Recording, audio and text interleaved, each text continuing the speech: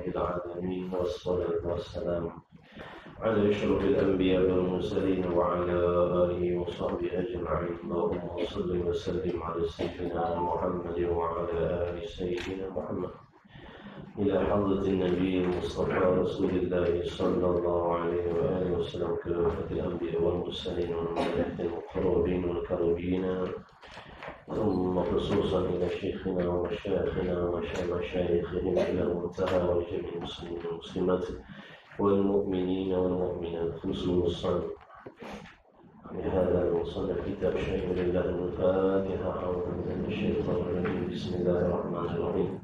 الحمد لله رب العالمين الرحمن الرحيم مالك يوم الدين، إياك نعبد وإياك نستعين اهدنا الصراط المستقيم صراط الذين أنعمت عليهم غير المغضوب عليهم ولا الضالين آمين. أعوذ بالله من الشيطان الرجيم. بسم الله الرحمن الرحيم. الحمد لله رب العالمين، والصلاة والسلام على أشرف الأنبياء والمرسلين وعلى آله وصحبه أجمعين. سبحانك لا علم لنا إلا ما علمتنا إنك أنت العليم الحكيم. اللهم افتح علينا حكمتك وانشر علينا من خزائن رحمتك يا أرحم الراحمين. ربنا زدنا علما وفهما يا كاشف المشكلات، اكشف لنا حجب عن وجه هذه المعاني حتى نطلع على خفيات هذه المسائل، واحفظنا من الخطأ والضلال فأنت موافق كل أمر وأنت علم الغيوب برحمتك يا أرحم الراحمين. وهب لنا يا وهاب علما وحكمة ورزق يا رزاق كلنا مسهلا بالخير فتفك لنا بالهدى وبأن كلنا يا عليم فاضلا. اللهم علمنا ما جهلنا وذكرنا ما نسينا. اللهم اجعل أعمالنا خالصة لوجهك الكريم. اللهم خلصنا مما فيه إخلاصا جميلا، إنك على كل شيء قدير، ولا حول ولا قوة إلا بالله العلي العظيم. وصلى الله على سيدنا محمد وعلى آله وصحبه وبارك وسلم. الحمد لله رب العالمين. أما بعد، السلام عليكم ورحمة الله وبركاته. Sidang hadirin hadirat rahimakumullah, al-muhibbin rahimakumullah. Alhamdulillah, segala puji bagi Allah Subhanahu wa taala yang memberikan kepada kita nikmat taufik, dikekalkan kita di dalam nikmat iman dan Islam, serta dikumpulkan oleh Allah kita semua pada pagi ini di dalam majlis ilmu, bersama-sama kita menjaga niat kita, menjaga adab-adab dan akhlak kita di dalam majlis ilmu. Mudah-mudahan penglibatan kita di dalam majlis ilmu ini tidak menjadi sia-sia, supaya kita mendapat keberkahan yang Allah janjikan untuk kita yang berada di dalam majlis ilmu, insya-Allah ya rabbal alamin. Sambungan kitab kita pagi ini insya-Allah Risalah Al-Misbah Munir untuk surat 32 Penggano Bawa masuk. Bismillahirrahmanirrahim. Ada kitab atau ada yang tak ada kitab ni? Semua ada kitab. Bismillahirrahmanirrahim. Qala al-muallif rahimahullah ta'ala wa nafa'ana wa iyyakum bi'ulumihi wa bi'ulumi masyayikhina fid daraini amin ya rabbal alamin. Kata musannif huraian sifat yang pertama. Huraian sifat yang pertama. Pertama yakni dengan makna pertama pada sebutan.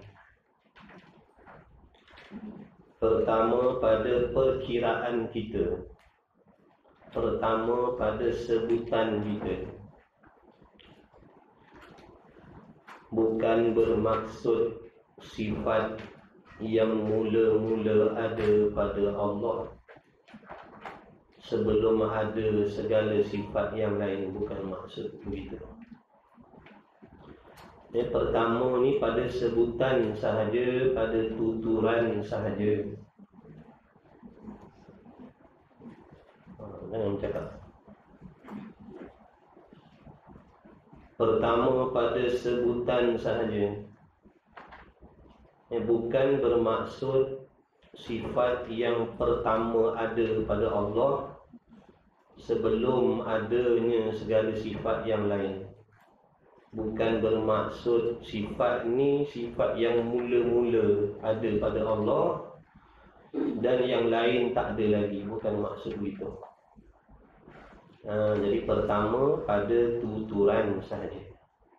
Kalau kita nak letakkan sifat ni pada perkiraan nombor 20 pun tak ada masalah, boleh. Nak letak sifat ni nombor 15 pun boleh. Kerana pertama, kedua, ketiga hingga 20 itu hanya sebutan kita saja. Kerana segala sifat Allah Ta'ala itu qadim. Semua sifat Allah qadim. Apa maksud qadim? Sedia kala. Tidak ada permulaan bagi adanya segala sifat-sifat Allah. Tidak ada permulaan bagi adanya segala sifat Allah. Tidak ada sifat Allah yang baharu. Semua sifat Allah qadim, sedia kala. Yang nombor 1, nombor 2, nombor 3, nombor 4, nombor 20, bahkan segala sifat-sifat kamalan Allah yang tidak terhitung itu semuanya sedia kala. Baik, jadi yang pertama pada perkiraan ulama letakkan sifat wujud. Ada munasabah dia nak memudahkan kita mengaji. Jadi faham baik-baik. Kerana ada hubung kait sifat yang pertama dengan yang kedua, yang ketiga. Kalau tak faham yang pertama, nanti payah nak faham yang kedua. Kalau tak faham yang kedua, nanti payah nak faham yang ketiga. Jadi tidak ada benda yang tak penting dalam kitab ni, melainkan semuanya penting. Jadi ngaji sungguh-sungguh. Kita tak banyak masa ngaji sungguh-sungguh.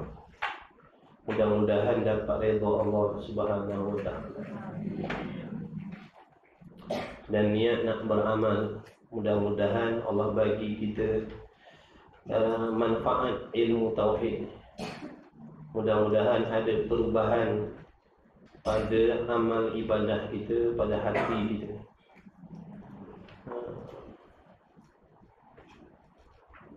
Jangan maknanya sebelum kita mengenal Allah dan selepas kita mengenal Allah sama je, hati kita tak ada perubahan. Itu yang kita takut. Tidak ada manfaat. Ilmu yang tidak manfaat itu satu bala, na'udzubillah. Nanti akan jadi hujah atas diri kita hari kiamat. Kita tak tahu, Allah bagi tahu. Kita tak faham, Allah bagi faham. Tapi kita tak amalkan. Ada orang Allah haramkan daripada ilmu. Sudah tentulah mereka tak boleh nak beramal kerana mereka diharamkan oleh Allah. Adapun kita, alhamdulillah, bertuah Allah pilih, Allah kutip kita. Allah kutip kita daripada zaman kejahilan, zaman kemaksiatan. Dulu tak pernah tangan kita pegang kitab-kitab yang macam ni. Sekarang Allah bagi taufik kita boleh mengaji. Dulu tak tahu, sekarang dah tahu. Janganlah kiranya ilmu yang kita dipinjamkan oleh Allah ni tidak ada manfaat dalam hidup kita. Na'udzubillah. Perangai dan akhlak kita sama je. Sebelum mengaji dengan dah mengaji sama. Jadi tak padan. Tak padan. Na'udzubillah. Minta Allah jauhkan. Baik.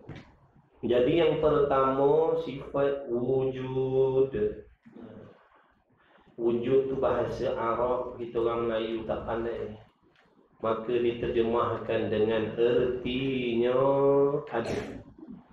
Jadi ada ini terjemahan bagi wujud. Kemudian wujud itu bukan wujud, bukan dengan bai, dengan dal. Wujud dengan dal.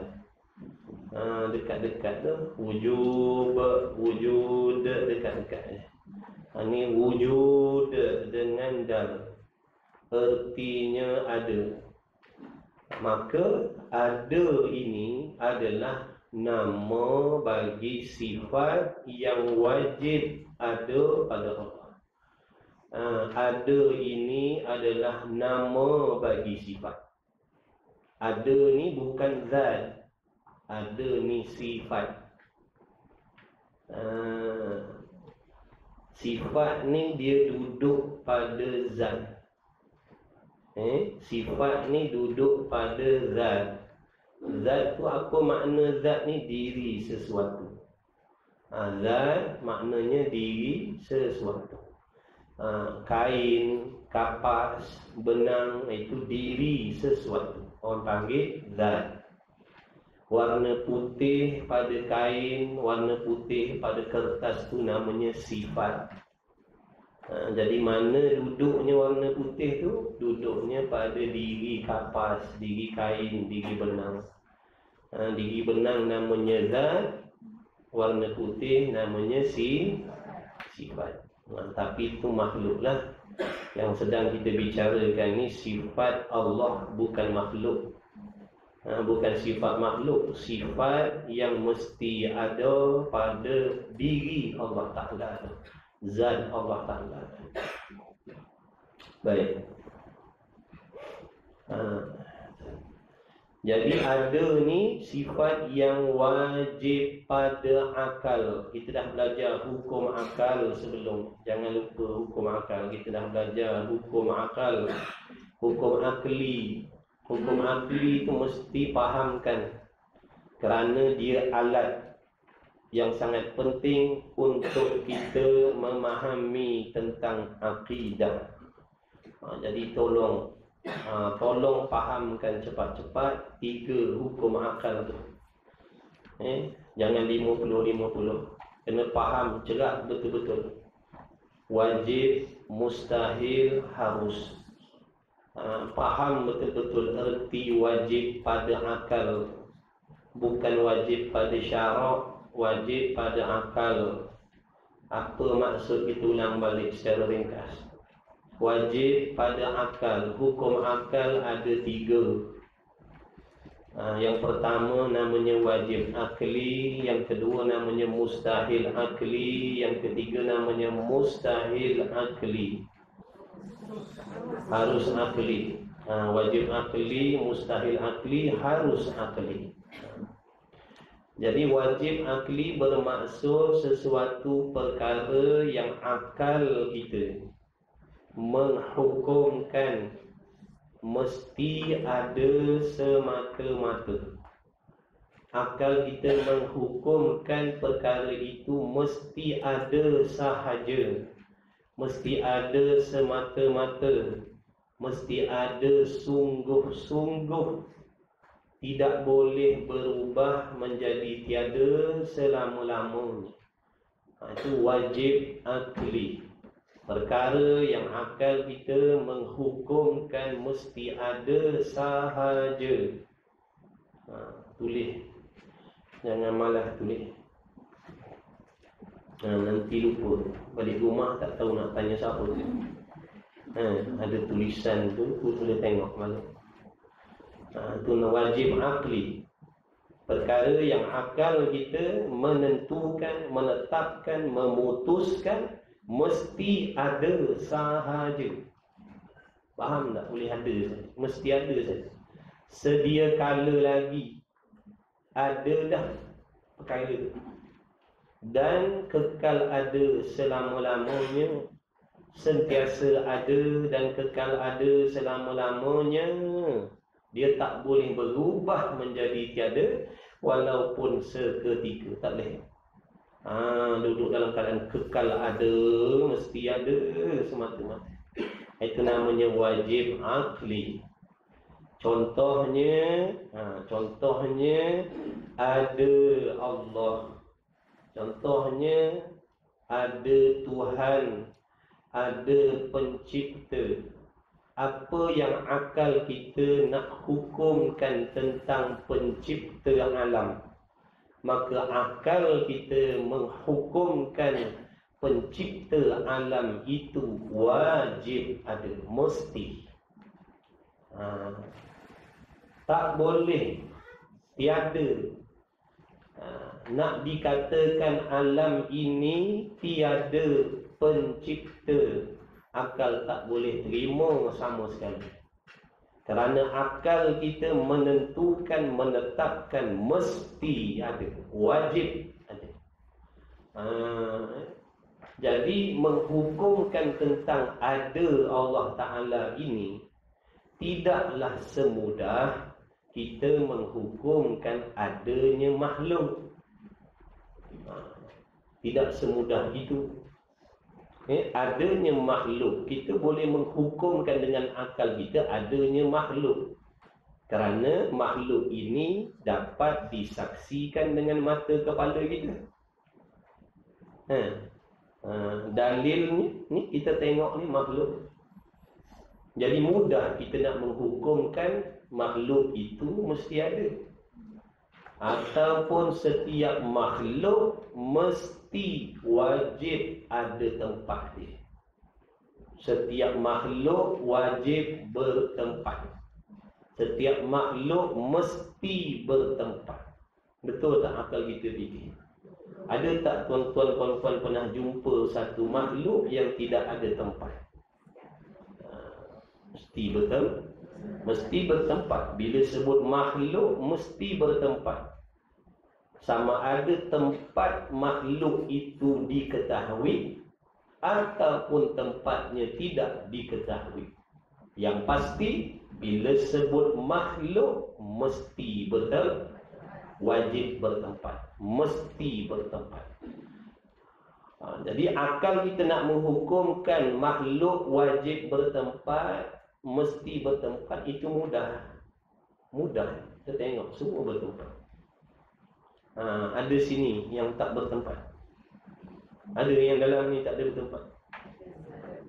Bertempatlah dalam dewan. Mana tu?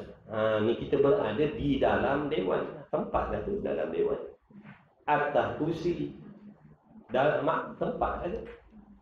Ada yang duduk bawah kursi dia. Tak ada.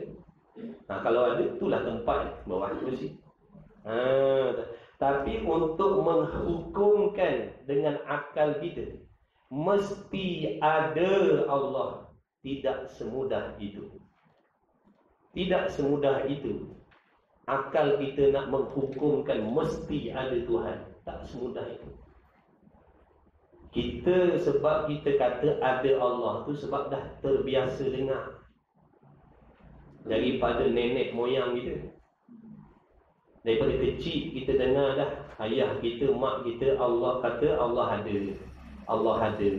Allah ada. Nampak tak? Jadi kita menghukumkan ada Allah sebelum kita belajar.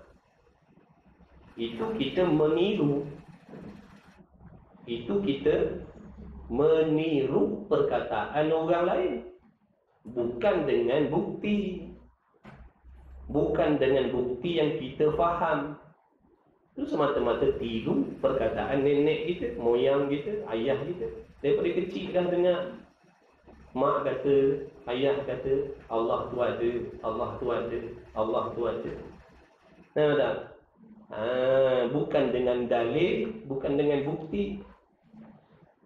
Sebab tu kebanyakannya bila ditanya, mana bukti kamu mempercayai ada Allah?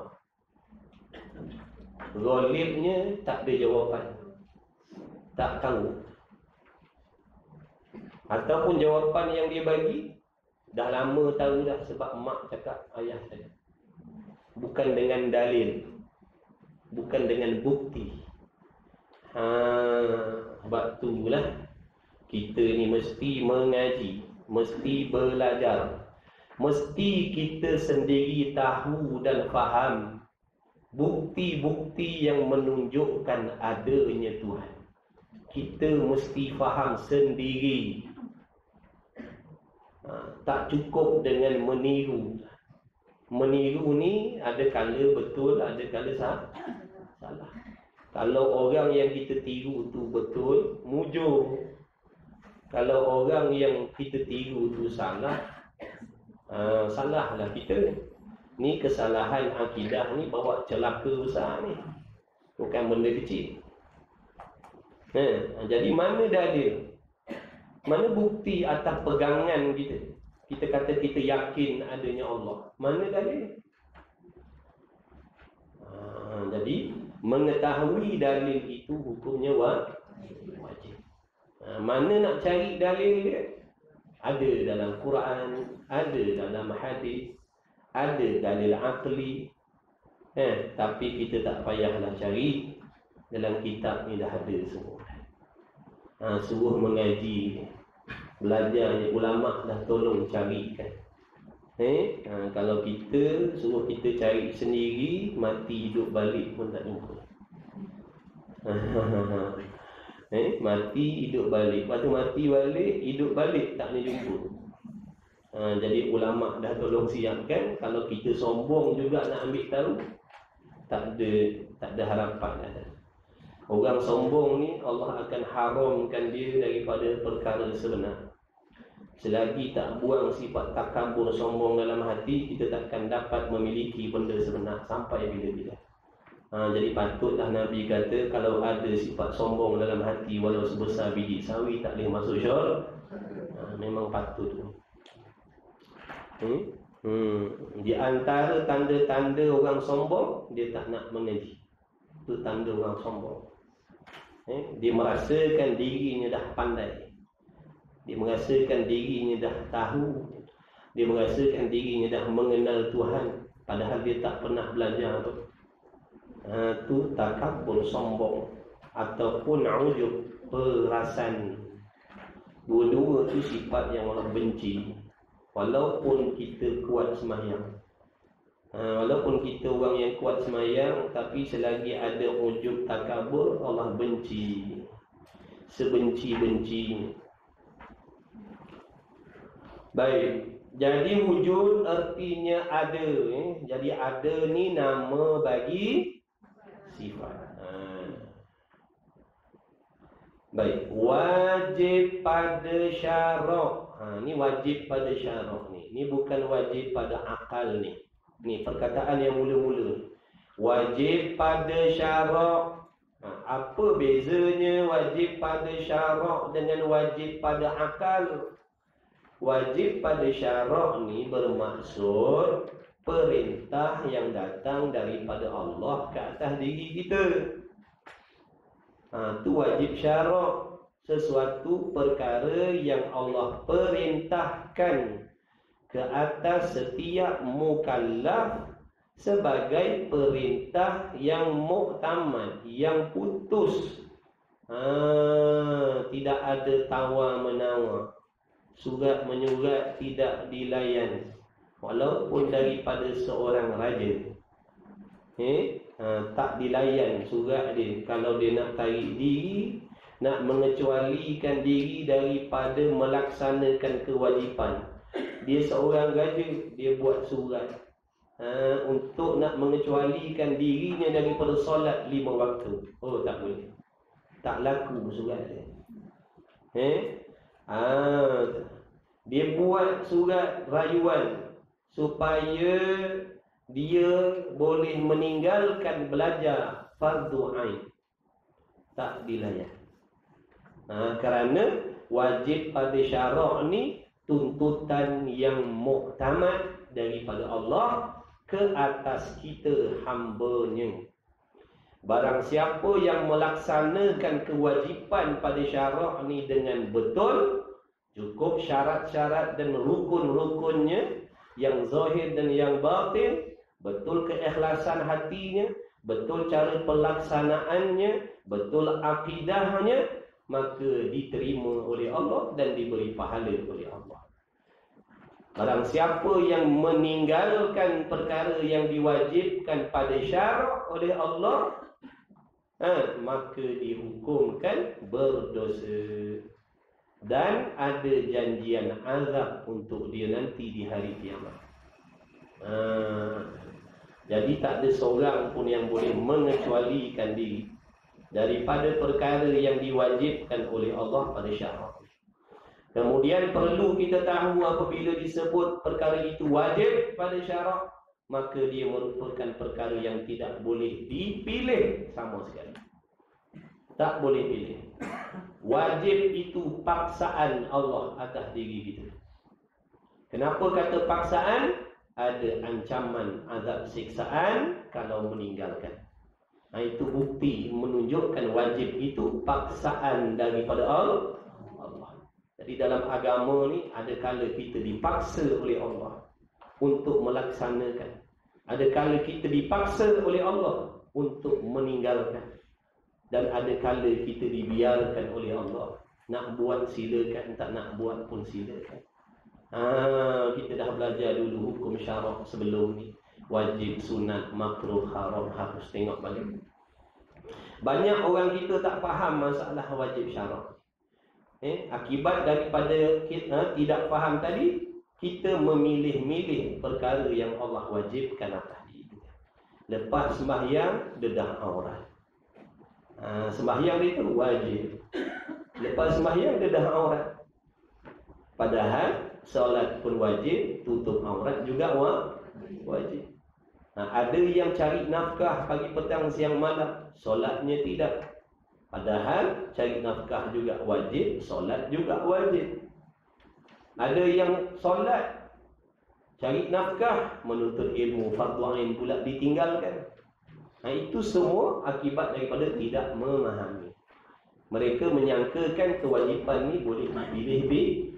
Boleh pilih-pilih. Waktu jadi macam waktu jadi macam tu.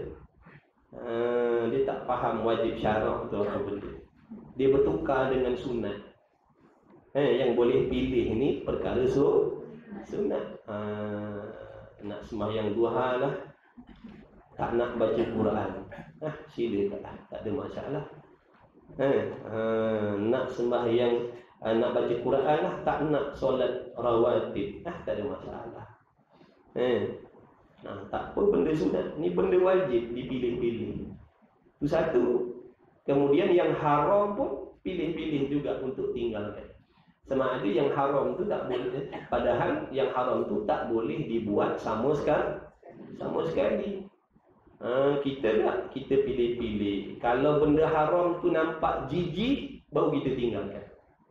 Kalau benda haram tu pada kita tak jijik, kita buat hari-hari. Betul? Jadi kita tak makan anjing babi bukan sebab haram sebenarnya, sebab jijik. Mengumpat haram tak? Kenapa kita buat?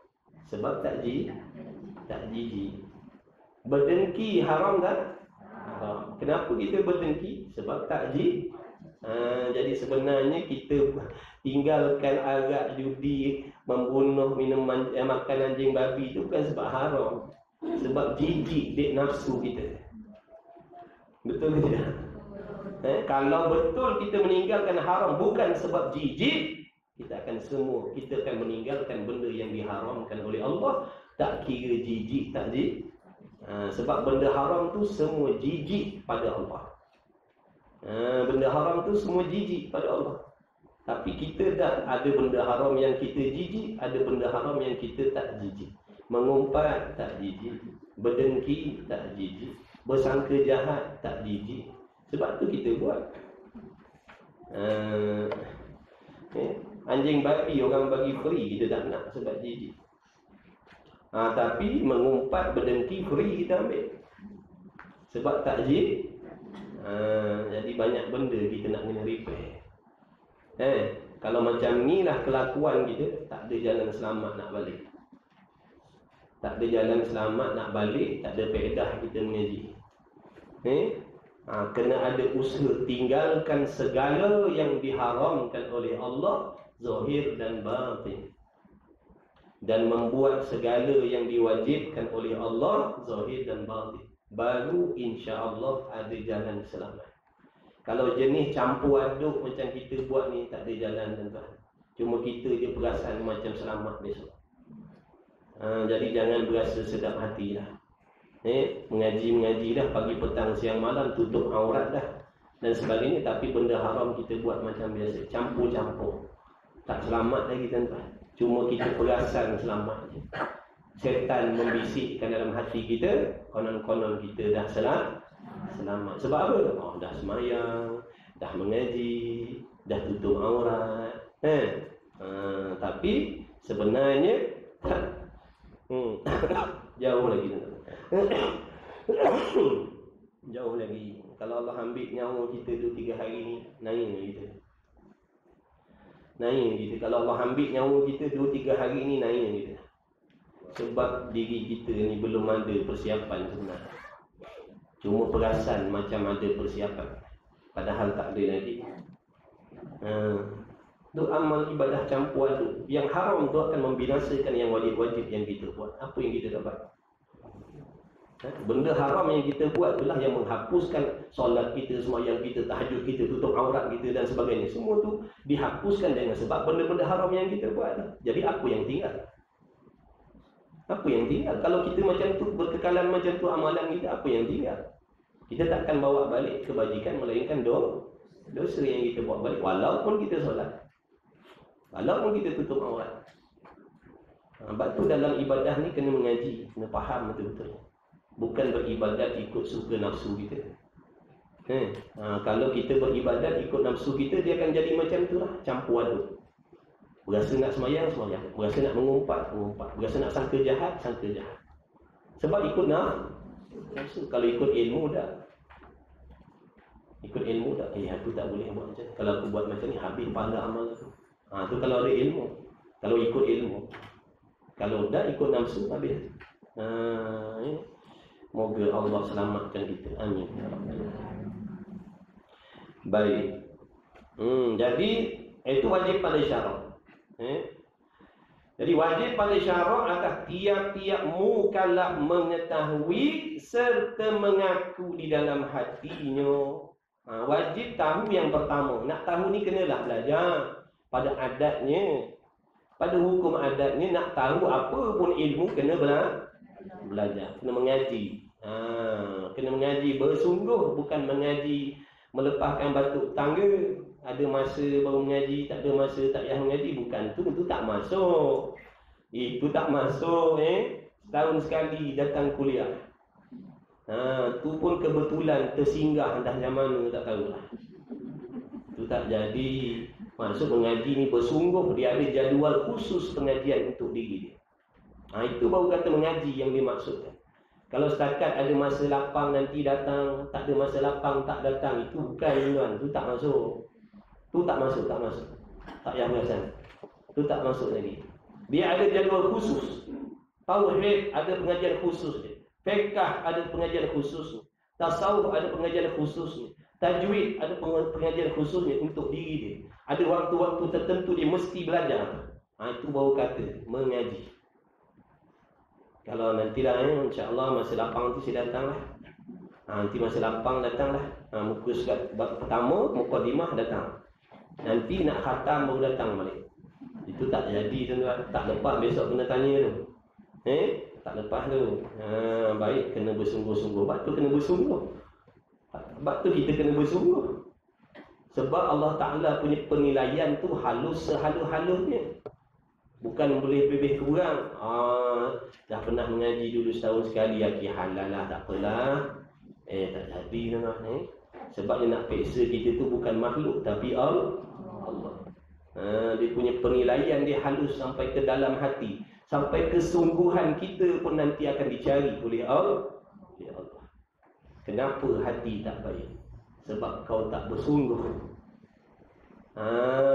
Kenapa hati kita tak baik? Sebab kita tak bersungguh nak baiki hati kita. Allah tahu kita tak bersungguh. Dia ada perbezaan di antara orang bersungguh dengan orang tak bersungguh. Jangan kita ingat main-main macam tu kita boleh lepas di hari kiamat besok. Waktu kena bersungguh. Takut tak lepas. Takut tak lepas. Sebab pemeriksaan dia tu halus sehalus-halus. Maha halus pemeriksaan Allah besok di hari kiamat. Kalau kita nak tanya pada guru-guru kita, boleh jadi guru kita kata lepas dah, kau ni lepas dah. Itu kata guru kita. Ilmunya tidak seperti ilmu Allah.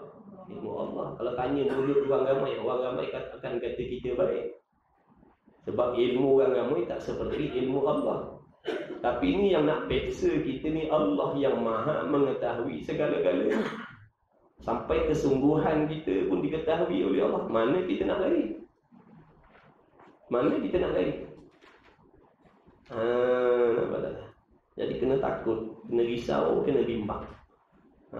Jangan mentang-mentang kita dah semayang lebih kurang, mengaji lebih kurang, tutup aurat lebih kurang, kita boleh goyang kaki dah. Hati kita ni banyak lagi penyakit yang tak sembuh-sembuh. Orang kat Palestin tu tentu dah mati syahid. Kita ni duduk dalam aman damai, kenyang, duit banyak, tapi banyak yang mati fasik. Na'udzubillah.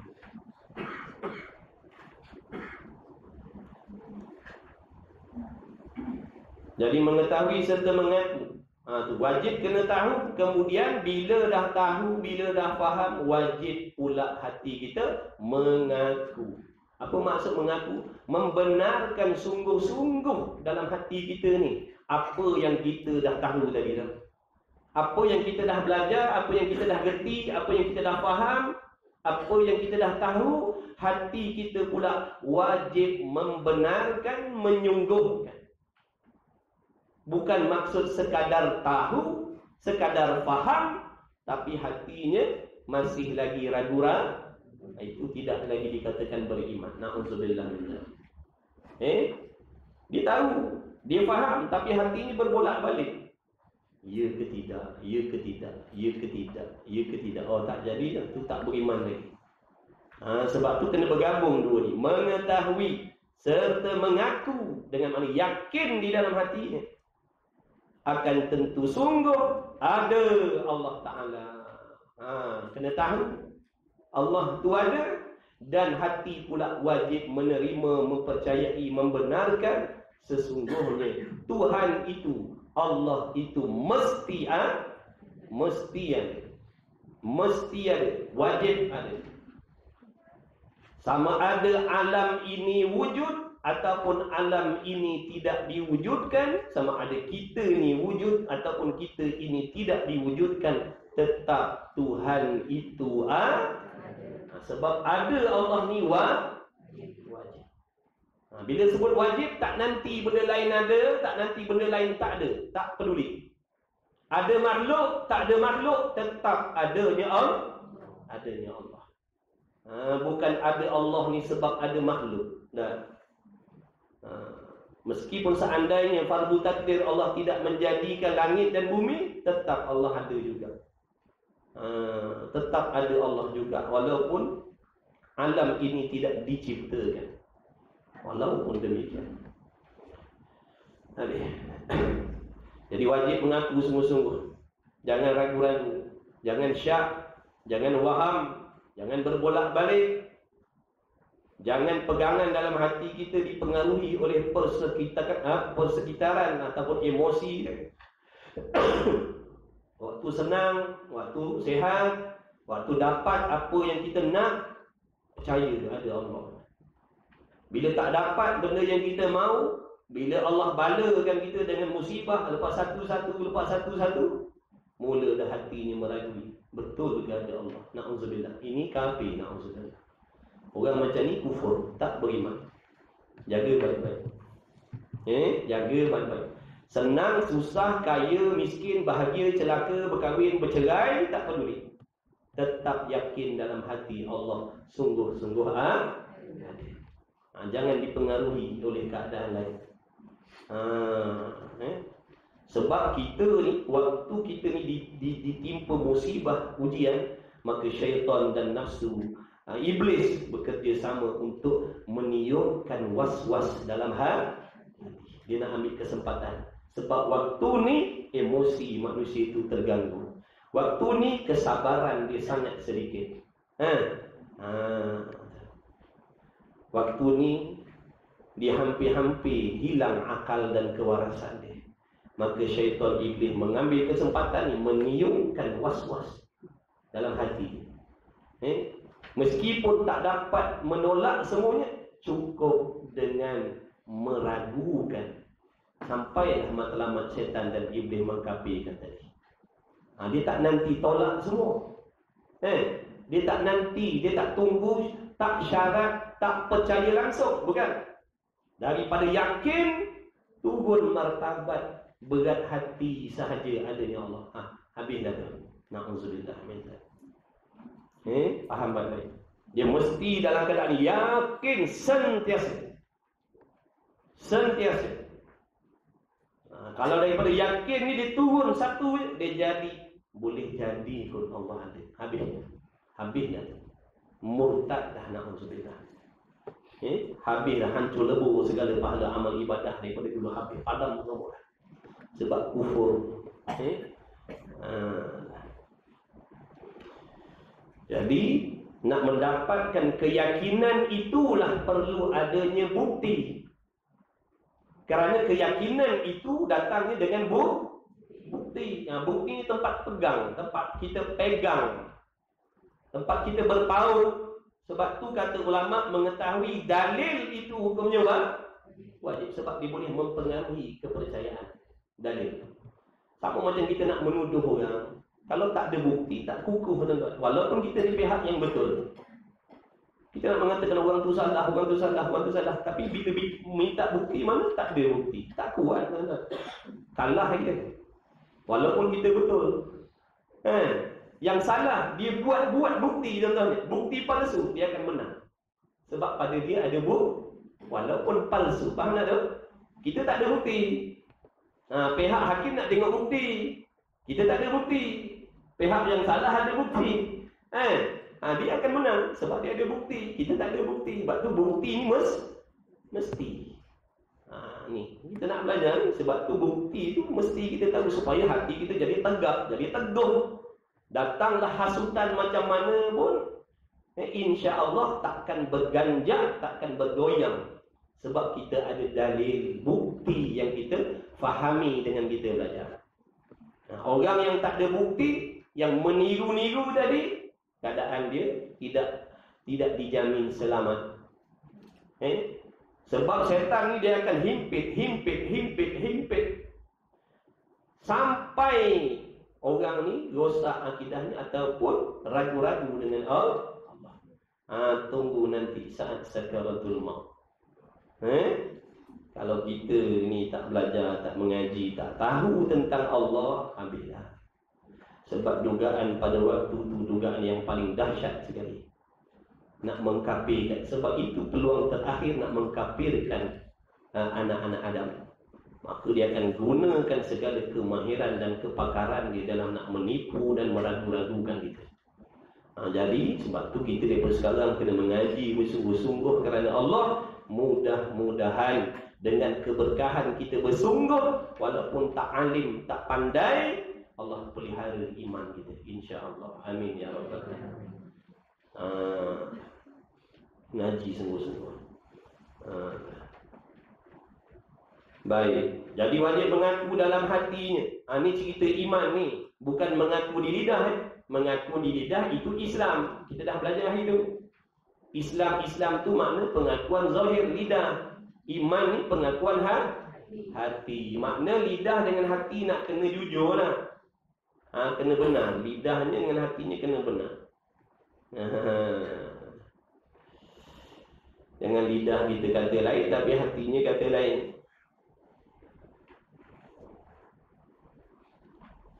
Jadi wajib mengaku dalam hatinya akan tentu sungguh ada Allah Ta'ala. Tak terima tiadanya. Tu dalam kitab tulis tak terima tiadanya. Maksud tak terima pada akal tiadanya. Tulis, jangan malas. Kang baca kat rumah, kang tak tahu. Tak terima tiada. Tak terima. Tulis keluar pintu jangan lupa lah.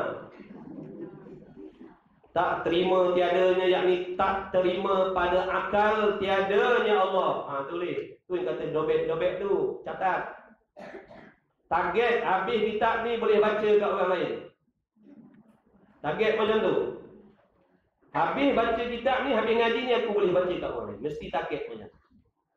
Jangan kata alah, dia kata nanti habis ni nak ulang balik. Alah, dengar bibir kurang lah. Jangan, tak nak macam tu. Kena sungguh. Jangan kata aku tak boleh pandai. Tu syaitan nak psycho kita. Supaya jangan bersungguh mengaji. InsyaAllah, yakin pada Allah. Allah Maha Kuasa memberi faham pada siapa yang dia nak. Muda-muda pun kalau tak bersungguh tak punya faham. Tapi kalau umur dah banyak, bersungguh, insya-Allah Allah bagi faham. Sebab yang bagi faham tu Allah. Tak peduli siapa dia nak bagi faham. Tapi biasanya Allah akan bagi pada orang yang bersungguh. Jadi jangan kata aku tak ada peluang nak faham. Itu semua psycho daripada setan supaya kita jangan bersungguh mengaji. Supaya masuk kelas dengan semangat yang lemau, masuk angin.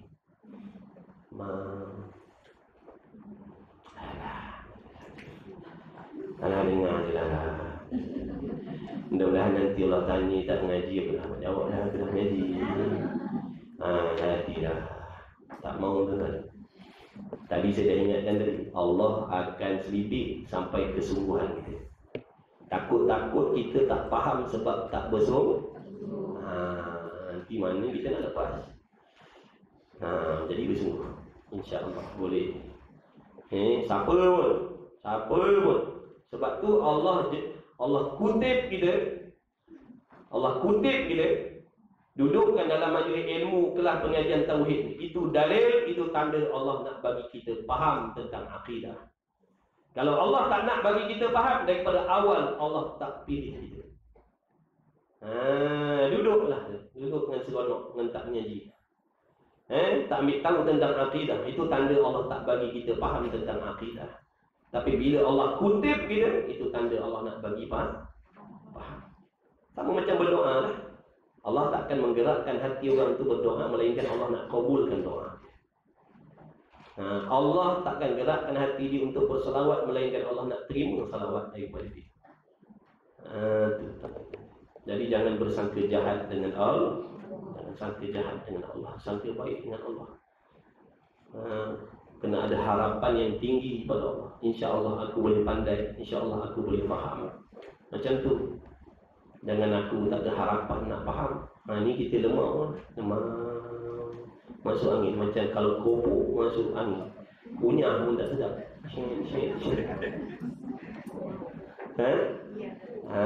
Jadi jangan masuk angin lah. Jangan jadi kopok. Jangan jadi kopok.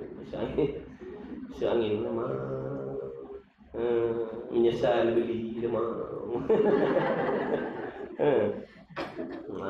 Kena semangat mengaji. Boleh ke tidak? InsyaAllah.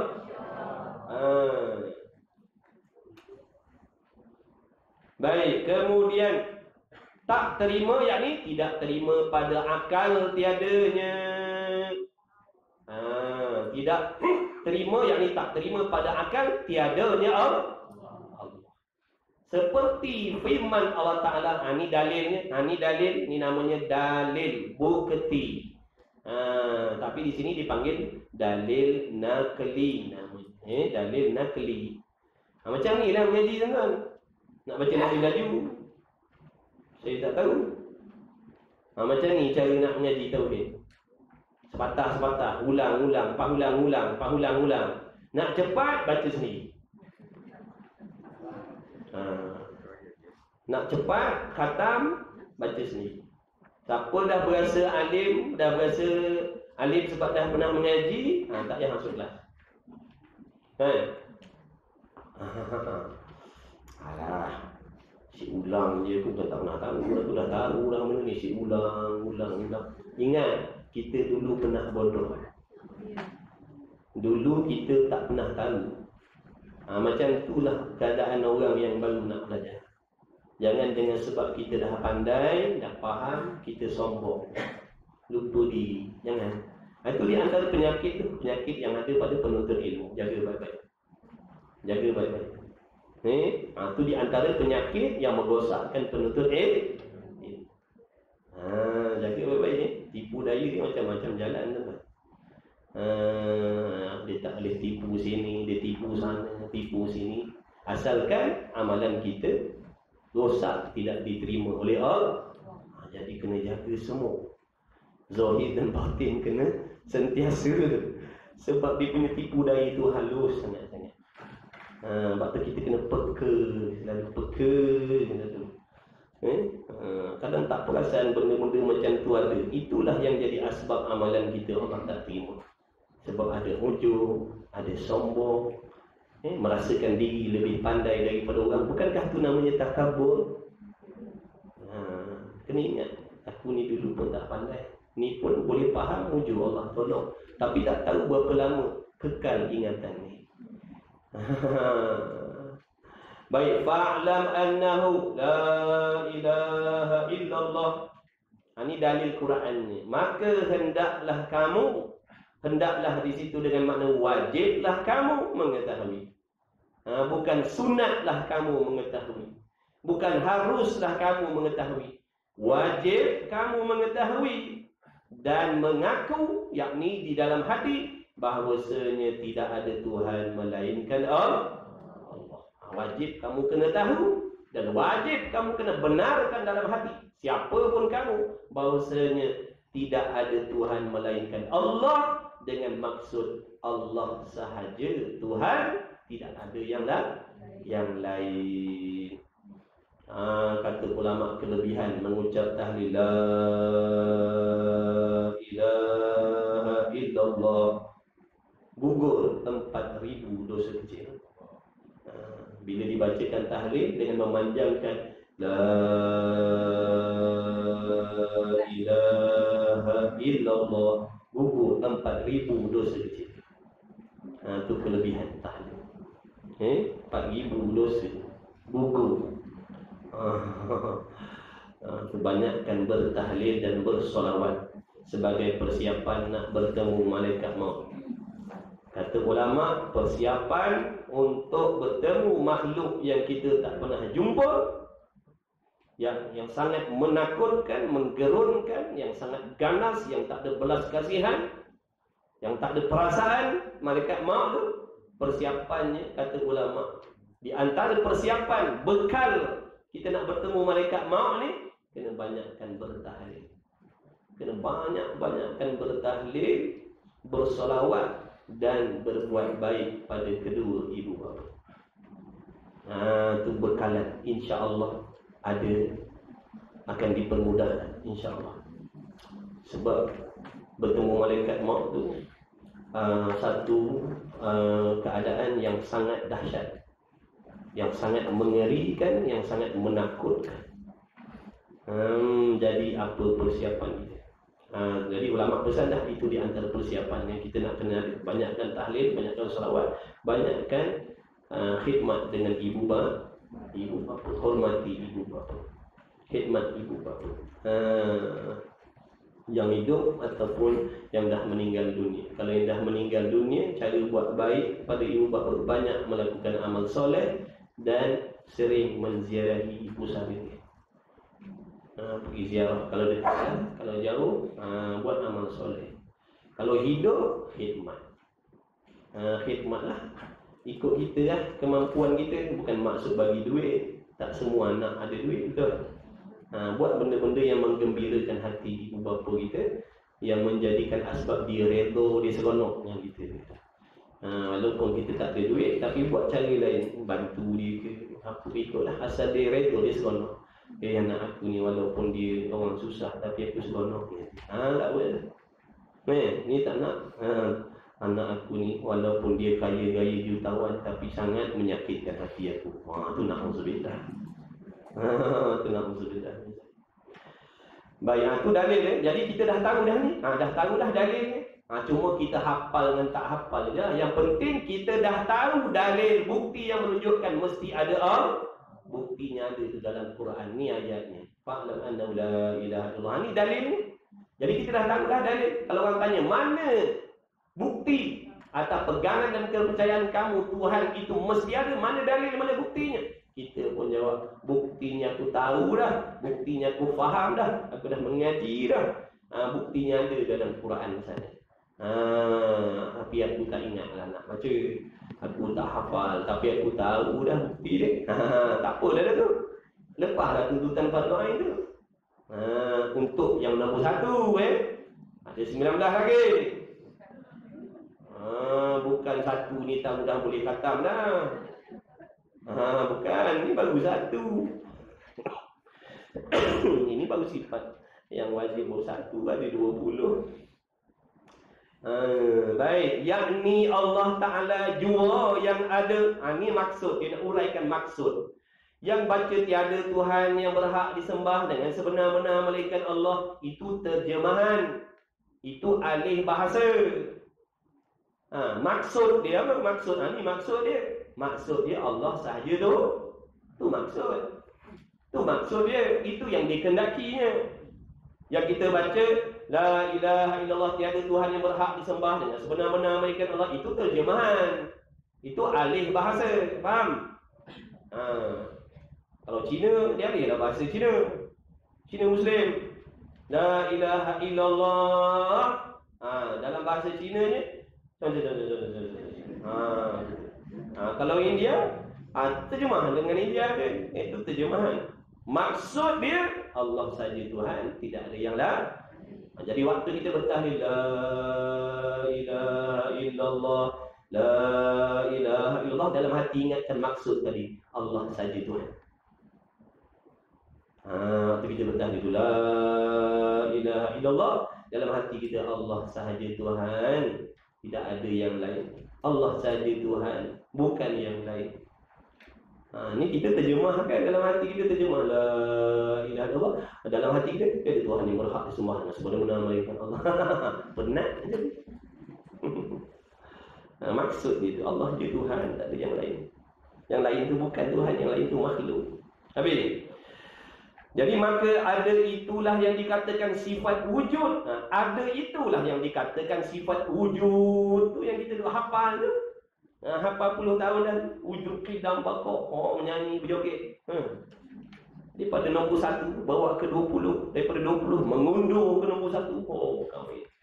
Punya hafalnya. Wujud qidam bakok. Kau nunggu ta'ala mutakalliman. Mengundur pula. 20, 19, 18. Kau boleh baca mengundur. Lepas tu tanya apa maksud? Mana aku tahu. Entahlah apa. Tak lepas balik akhir tu cik oi. Kalau menghafal sifat 20 tu tanpa memahami erti maksud dan dalil, tak lepas. Tak wajib hafal pun. Wajib mengaji. Ini kita hafal je. Lepas dah pada akhir dah. Tahu dah sifat 20. Padahal tak mengaji. Orang faham kod lain, kita faham kod lain. Mana nak ada masa mengaji, sibuk cari duit lah. Kan atas dunia ni nak berlumba kaya. Nanti tak kaya orang tak pandang. Orang tak hormat, malu dengan adik-beradik lain. Adik-beradik lain banyak duit, kita tak ada duit. Adik-beradik lain ada rumah mewah, kereta mewah, kita tak ada. Jadi pulun cari kekayaan pagi petang siang malam. Takut orang pandang hina kita. Itulah di antara penyakit kita atas dunia.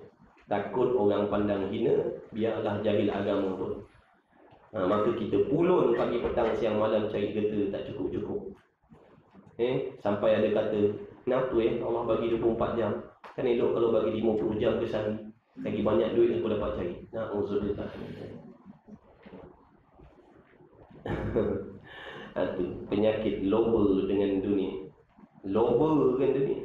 Tak loba. Yang dalam tangan orang lain pun berasa macam dia punya juga. Itu tamak loba tu nama dia. Penyakit atas dunia. Tak cukup sikit. Risau duit tak banyak macam orang lain, tapi tak risau amal tak banyak macam amal orang lain. Risau pakaian kita kotor, tapi tak risau hati kita kotor. Itu penyakit dia. yakni Allah Ta'ala jua yang ada, maka ada itulah dikatakan sifat wujud. Artinya ada yang lawan bagi sifat tiada. Maksud ada tu lawan dia apa?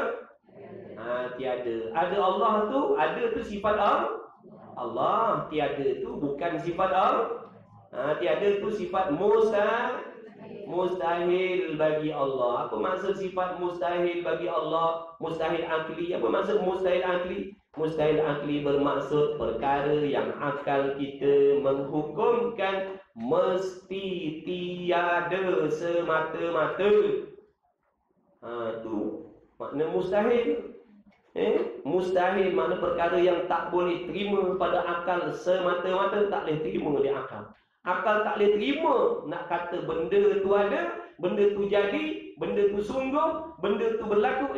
Akal tak boleh membenarkan. Kerana dia mustahil. Tak boleh terima. Faham tu? Tak boleh diterima pada akal. Selama-lamanya tak boleh terima. Bukan tak boleh terima, bukan tak ada saja. Bukan sekadar tak ada, tak boleh terima di akal fikiran. Sebab tu barang siapa yang akalnya boleh terima ada kekurangan pada Allah, akalnya boleh terima benda tu. Walaupun sekarang dia kata Allah Maha Suci daripada kekurangan. Sekarang ni Allah bersifat dengan kesempurnaan. Tapi bila setan bisik dalam hati dia kata boleh jadilah. Kalau Tuhan tu ada kekurangan, ada kelemahan, boleh jadi. Tapi tak, kata dia. Tapi tidak. Allah tak ada kekurangan. Tapi kalau ada kekurangan, boleh jadi. Kafirlah dia. Na'udzubillah. Sebab apa jadi kafir? Kerana akalnya boleh menerima ada kekurangan pada Allah. Faham baik-baik mustahil itu. Bukan sekadar benda tu tak ada. Wajib kita menafikan. Tiada selama-lamanya pada Allah. Itu maksud mustahil. Contohnya ni sifat tiada Allah. Sifat tiada Tuhan. Mustahil. Mustahil Tuhan itu bersifat dengan tiada. Akal tak boleh terima. Nak kata Tuhan tu tiada, tak boleh terima. Boleh jadi nanti selepas daripada mati, selepas kiamat, yang syurga, yang neraka dah, na'udzubillah min zalik, boleh jadi Tuhan tu tiada. Dah mustahil. Itu maksud mustahil. Kemudian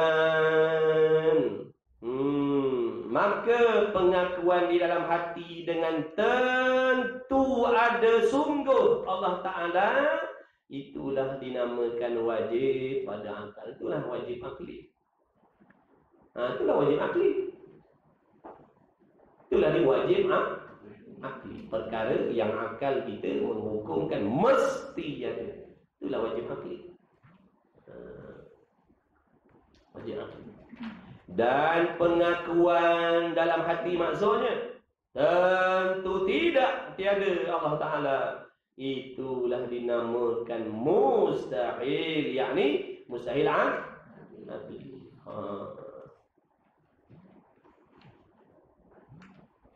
Beginilah maksud perkataan ulama. Wujud artinya ada, mustahil lawannya tiada, tinggal. Faham dah setakat situ? InsyaAllah faham. Simpan baik-baik. Sebab nak bawa mati ni. Nak bawa mati ni. Ni benda-benda bekal mati dah ni. Kita tak belajar ni. Nak bawa balikkan kubur ni. Dan dalil. Tadi dah kata dalil. Ni dalil apa lagi? Ni namanya dalil akli pula. Yang tadi tu atas tu fa'lam annahu la ilaha illallah tu namanya dalil naqli, dalil Quran. Ni pula dalil yang dibangsakan kepada fikir. Namanya dalil akli. Dalil akli. Sebab setan ni kadang-kadang dia tipu akal kita. Dia belok sini, dia kelok sini. Sebab tu akal kita ni kalau tak dijaga dengan agama, dia tak selamat. Akal kita ni kalau tak dijaga dengan hukum syarak, habis dia, jahanam. Tak ubahlah akal kita macam orang bukan Islam. Orang bukan Islam dia cerdik ya? Cerdik. Orang bukan Islam dia waras tak? Waras. Dia bijak, dia pandai, dia waras. Sama tak dengan akal kita? Sama. Sama lah, sama pada pihak bijak, cerdik, pandai tu. Tapi yang membezakan akal kita dengan akal orang bukan Islam, akal kita mukmin dijaga oleh hukum hakam Allah. Itu je beza. Jadi kalau kita hidup atas dunia ni, akal kita ni kita tak bekalkan dengan kefahaman tentang hukum hakam Allah, tak ada beza dengan akal orang kafir. Sama je. Cara cari duit dalam dunia pun sama macam orang kafir kan. Cara cari kekayaan pun sama macam orang kafir kan. Sebab apa? Ni tak dijaga oleh agama. Nampak tak? Sebab tu dia tak peduli. Asalkan kaya, asalkan senang, asalkan mewah, asalkan orang pandang, orang hormat, cukuplah. Tak peduli halal haram, tak peduli. Jadi cara fikir cari getah macam tu sama dengan cara orang kafir cari harta. Dia tak peduli halal haram, asalkan dapat apa yang dia target. Orang mukmin lain. Walaupun dia nak kaya, nak senang, nak mewah, ada batasan. Aku tak boleh cari getah macam ni. Aku tak boleh kaya macam ni. Aku tak boleh kaya dengan cara macam ni. Nanti dibenci oleh Allah, nanti diazab oleh Allah. Itu beza sebab akal ni tadi dijaga. Ada masa aku kena cari harta, ada masa aku kena cari ilmu. Itu akal dia. Tapi kalau akal yang tak dijaga oleh agama, gunakan sebanyak mana masa yang ada. Inilah masa nak gunakan kesempatan ni mengumpul harta benda sebanyak mungkin. Jadi tak ubah cara berfikir macam orang kafir. Sama. Na'udzubillah. Pagi keluar cari makan, malam baru balik. Pagi besok cari makan lagi, besok balik. Tak peduli tentang halal haram, tak peduli nak kenal Tuhan, tak peduli nak ambil tahu tentang hukum yang Allah suruh belajar. Tak ada. Jadi sama tak perbuatan dia macam haiwan? Sama. Sama. Betul tak? Haiwan kan macam tu. Keluar pagi cari petang dia bawa balik makan tu anak bini dia. Pagi besok dia keluar balik. Macam tu sampai dia mati. Kalau kita manusia macam tu tak ubah macam binatang. Sungguh tidak? Kan ada beza. Binatang ada ngaji main.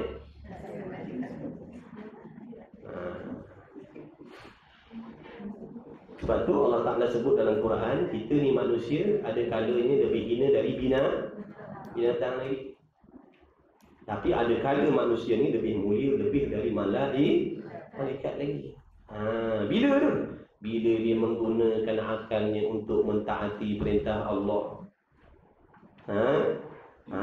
Bila dia sanggup berperang dengan hawa nafsu dan syaitan untuk taat kepada Allah, maka pada waktu itu kedudukannya lebih mulia daripada malaikat lagi.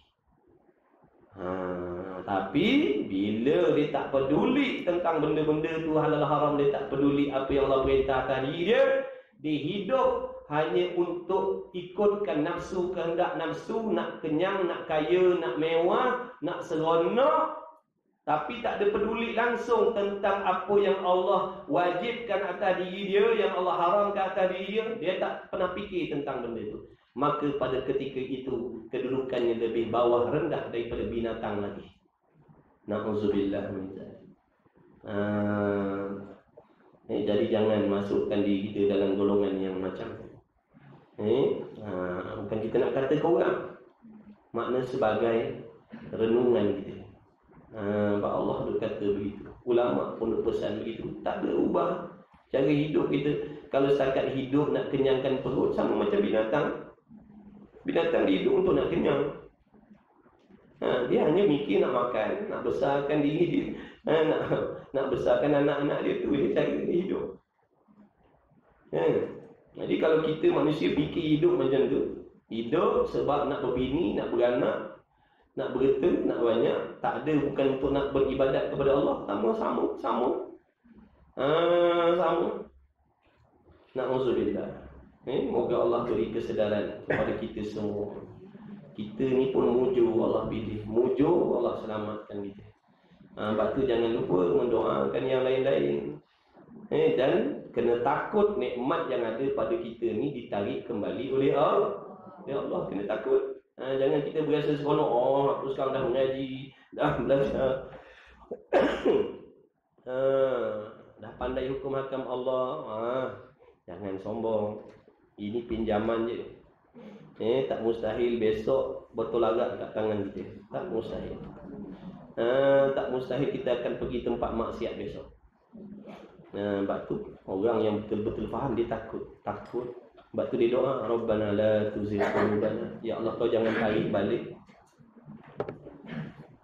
Kau jangan tarik balik, ya Allah. Kalau kau tarik balik, celakalah aku, ya Allah. Dia takut Allah tarik balik. Sebab ketaatan ni, taufik ni mungkin perkara yang harus bagi Allah bagi kepada kita, bukan wajib Allah bagi kita taufik dah. Harus saja. Sebab tu kita jangan sombong. Bila kita sombong, Allah akan uji kita. Kita sombong, kita hebat, kita baik, kita bagus, Allah akan uji kita dan Allah akan jatuhkan kita. Supaya kita sedar siapa hakikat diri kita ni. Yang mana kita ni sentiasa bergantung, berkehendak kepada Allah, sentiasa. Bukan maksud bila kita dah duduk dalam taat, dah mengaji, dah mengajar, kita lepas daripada pertolongan Allah. Kita boleh dah bawa diri kita sendiri. Dah. Sebab tu Allah uji kita ni dengan dosa maksiat supaya kita sedar. Kalau kita ni tak duduk dalam dosa maksiat, kita akan syok sendiri. Itu di antara hikmah Allah jadikan kelalaian. Itu di antara hikmah Allah jadikan kemaksiatan. Supaya kita tak melampau sampai melupakan pertolongan Allah. Sebab tu kita dah semayang, jatuh juga dalam maksiat. Kenapa tu? Di antara hikmahnya kata ulama, nak menyedarkan kita supaya jangan syok sendiri. Kau boleh semayang, kau boleh mengingat Allah, semua Allah tolong je. Allah boleh lupakan segala-galanya dalam sekelip mata. Allah boleh tarik iman kita. Jangan kata taufik, iman kita pun Allah boleh tarik. Na'udzubillah min dzalik. Jadi orang yang kenal Allah yang macam tu, dia takut ya Allah. Sebab tu dia tak sombong. Dia takut. Hari ni Allah bagi, besok belum tentu lagi. Minggu ni Allah bagi, minggu depan belum tentu. Sebab tu kena ngaji juga, tasawuf kena ngaji, tasawuf juga. Tasawuf ni nak jaga hati kita. Hati kita ni lah yang paling banyak penyakit kita ni. Nak banding dengan zahir. Kalau kita kata penyakit zahir ni apa? Penyakit apa? 3 serangkai. Ni kan bukan 3 serangkai ni macam buah rambai. Penyakit hati kita ni macam buah rambai, bukan 3 serangkai dah, macam buah rambai. Bersarang hati kita tu dah jadi rumah setan dah. Rumah hati kita ni dah jadi rumah setan. Setan seronok, aman damai duduk dalam hati kita. Sebab apa? Penuh dengan penyakit-penyakit. Hasad, dengki, ujub, riak, takabur, cintakan dunia, bencikan akhirat. Tak pedulikan ibadah, tak peduli akhirat, takut dicela oleh manusia, lebih rela dicela oleh Allah. Tagihkan pujian makhluk tapi tak pedulikan pujian Allah, tu semua penyakit kita. Ujub, perasaan baik, perasaan banyak amal, orang lain yang jahat, kita je yang baik. Tu semua penyakit kita. Na'udzubillah. Macam buah rambai. Tak tahulah tak sempat nak pulihkan hati kita. Umur tak tahu lagi berapa hari tinggal. Yang dah lalu pasti dah 40 tahun, 30 tahun, 50 tahun, itu yang dah pasti. Ni yang akan datang ni. Tak tahu 2-3 hari lagi. Kod ada. Sempat ke tidak agak-agak nak baiki hati kita yang penuh penyakit. Berarti jangan buat main-main. Jangan buat main-main. Dan dalil, ni dalil akli pula namanya, atau tanda-tanda kata Allah Ta'ala itu ada sungguh, ianya tak tiada. Dalilnya, buktinya ialah kita fikir.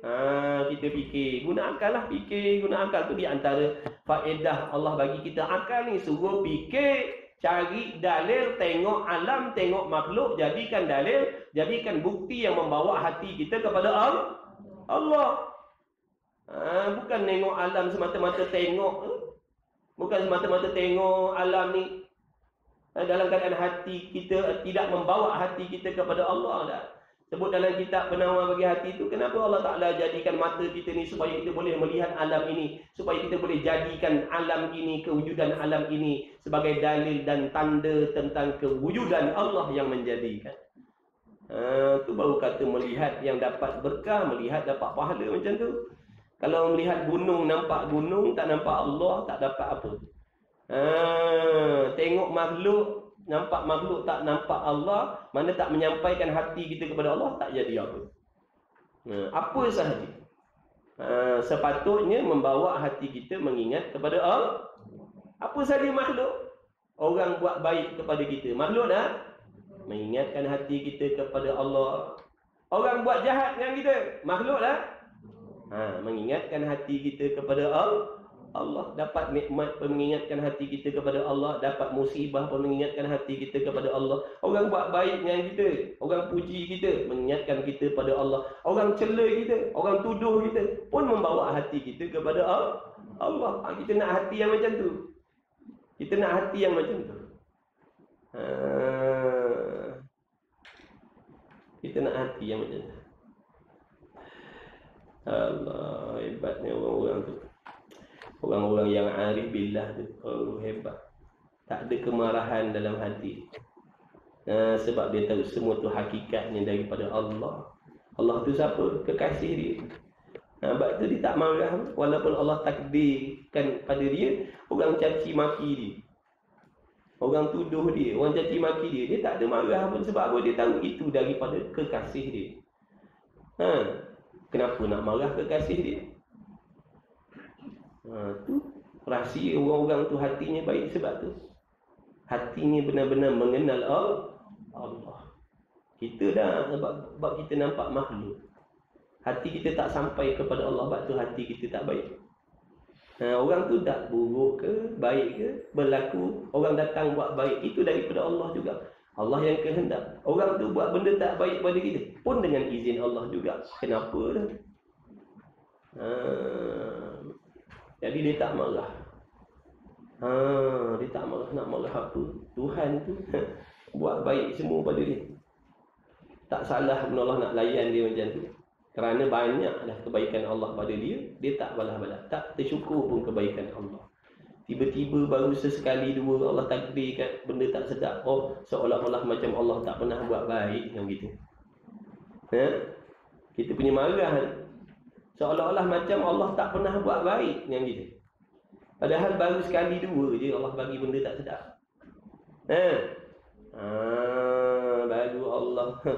Baru Allah uji kita dengan benda tak sedap, seolah-olah macam Tuhan tak pernah buat baik. Lupa habis kebaikan Allah. Mudah-mudahan Allah kurniakan kita hati yang baik. Amin. Kita kena ada impian nak memiliki hati seperti orang, hati-hati yang Allah berikan kepada orang-orang soleh. Kena ada impian macam tu. Mudah-mudahan Allah hadiahkan kita hati macam mereka. Sebab hati yang macam tu Allah tak bagi kepada orang fasik. Hati yang macam tu Allah tak bagi kepada ahli maksiat. Hati yang macam tu Allah tak bagi kepada orang kafir, melainkan pada kekasih-kekasih dia Allah bagi. Jadi sepatutnya kena ada impian dalam hati kita, keinginan nak memiliki hati yang macam tu. Jangan kita kata tak ada apa heran. Maknanya ada masalah dalam tu hati. Hanya nampak benda mulia yang bangsa dunia, tapi tak nampak benda mulia yang bangsa akhirat.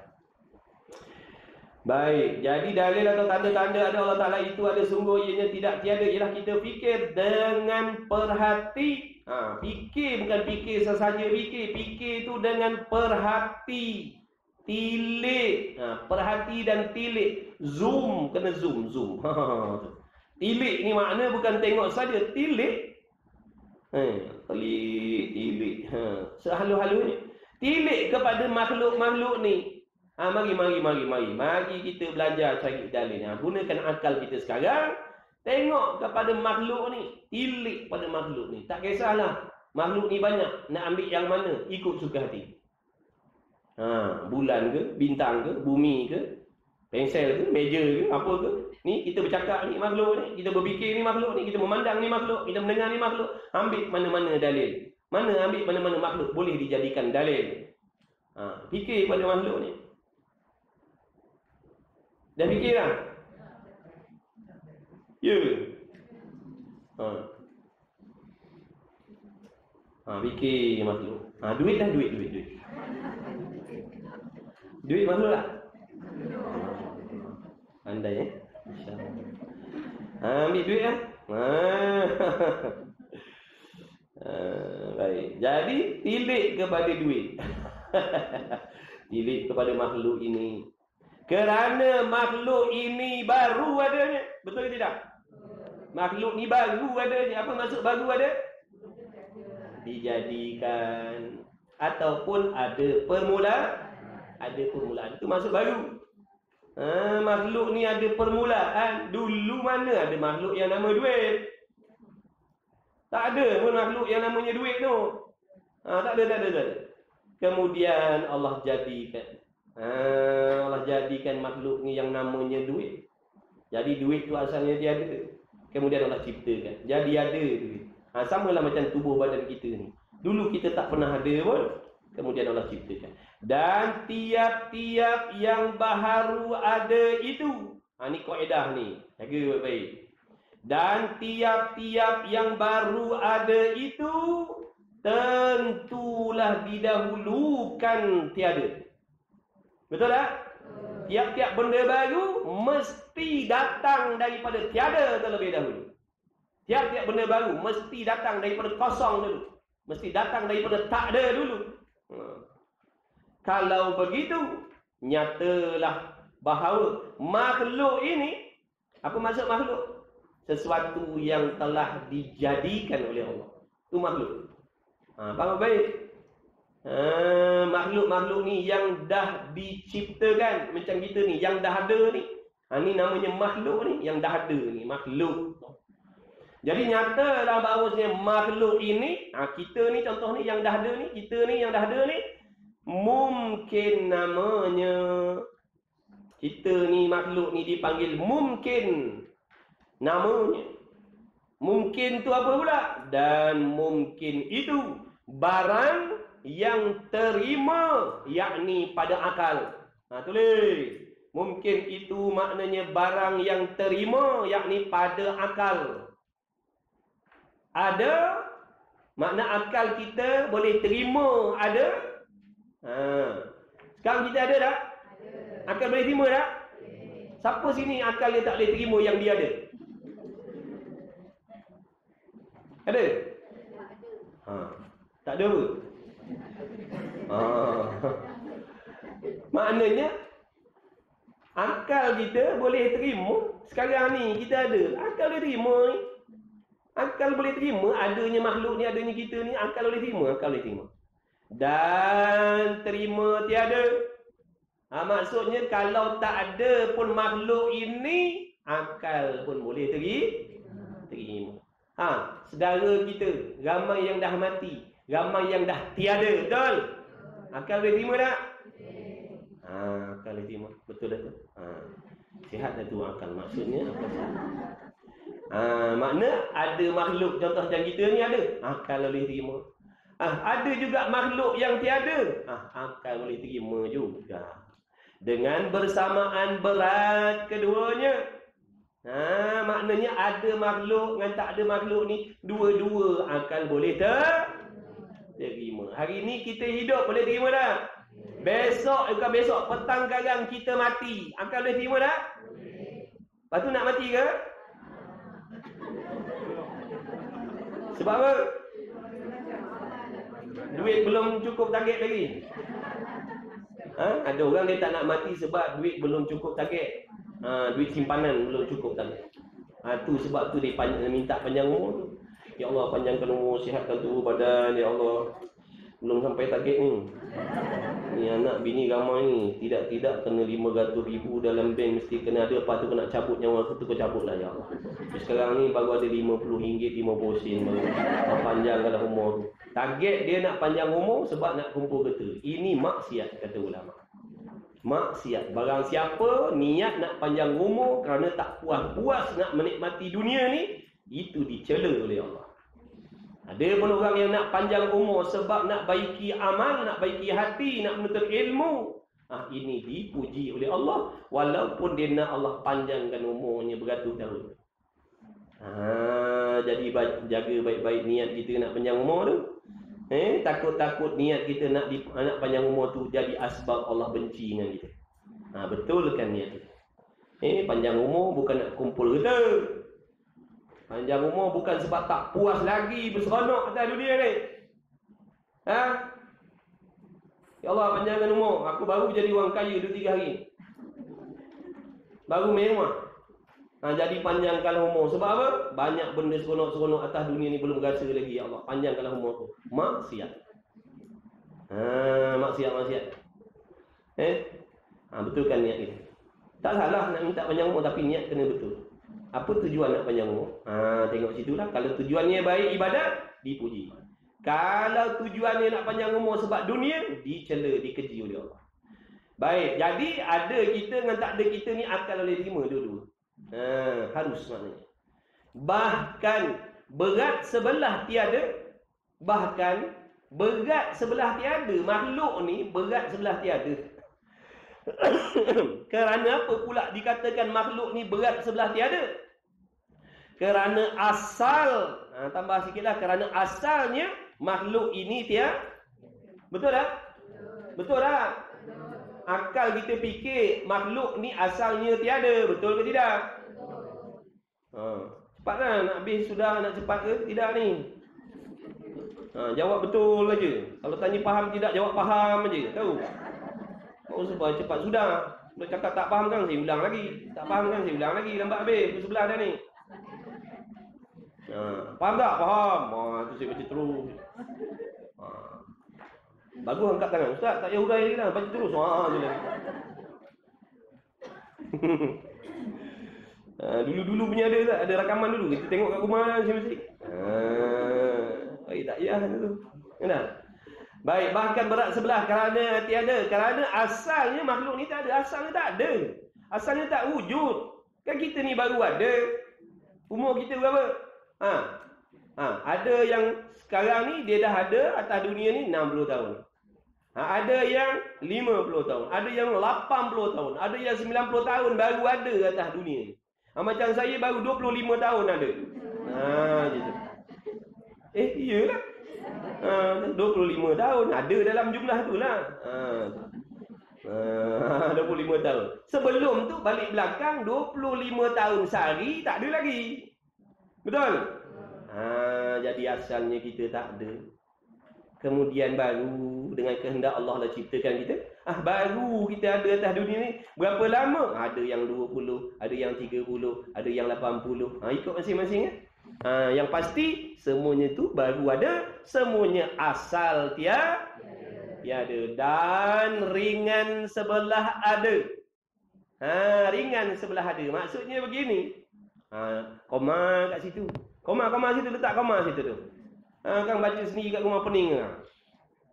Kerana asal tiada dan ringan sebelah ada. Ringan sebelah ada. Maksudnya begini.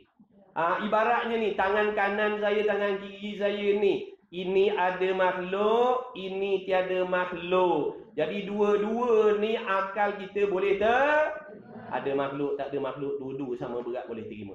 Tapi walaupun boleh terima kedua-dua ni, tapi sebenar-benarnya berat balik. Tak ada makhluk. Ni asalnya tak ada makhluk, ni tak ada makhluk, lebih berat lagi. Betul? Tak ada makhluk lebih berat. Ni dulu kita ni sedia kala tak ada makhluk ni. Ringan, ada makhluk ringan, tiada makhluk faham ke tidak ni? Saya dah buat macam ni, kalau tak faham juga tak tahulah ni. Tu. Jadi ada makhluk ringan, tiada makhluk lebih berat lagi. Ini asal. Tiba-tiba bertukar jadi begini.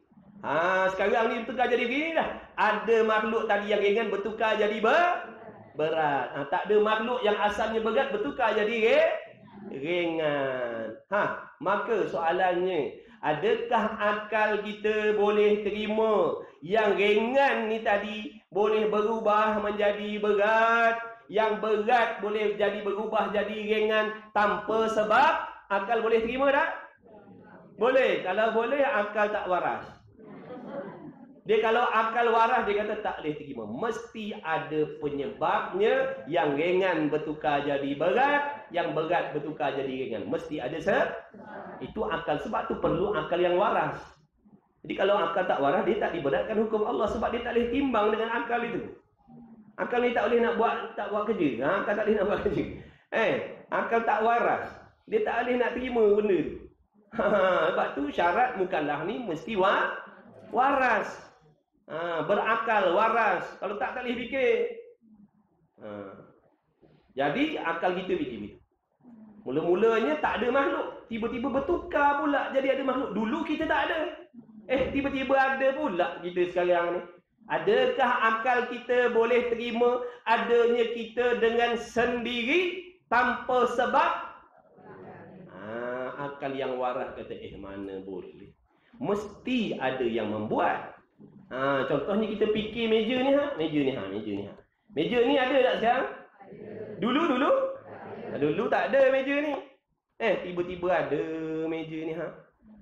Kemudian kita fikir meja ni dulu tak pernah ada, tapi sekarang ni ada. Tiba-tiba kawan kita kata, kau nak tahu tak, meja ni tak ada yang buat. Meja ni dia muncul tiba-tiba ping. Tiba-tiba dia jadi ping, dia ada macam tu. Dia tiba-tiba ada, dia ada dengan sendiri je. Tak ada yang buat, tak ada kilang, tak ada tukang. Dia jadi dengan sendiri. Kita kata, aku tak boleh terima. Mana boleh. Mesti ada tukang yang buat meja ni. Cuma kita tak kenal siapa dia. Yang penting pada akidah dan pegangan kepercayaan kita, aku yakin ada tukang yang membuat meja ni. Cuma aku tak kenal namanya siapa. Asing ke siapa, aku tak kenal. Tapi yang pasti mesti ada dia punya pencipta. Itu akal. Akal yang waras akan fikir macam tu. Sebaliknya akal yang tak waras tadi dia boleh terima tadi.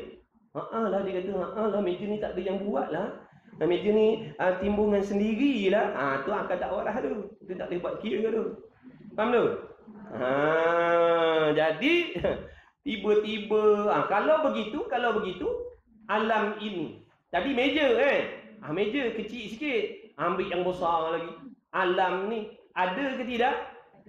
Sama tak macam meja ni tadi? Dulu alam ni pernah ada ke tak? Tak ada. Kemudian sekarang dah ada alam.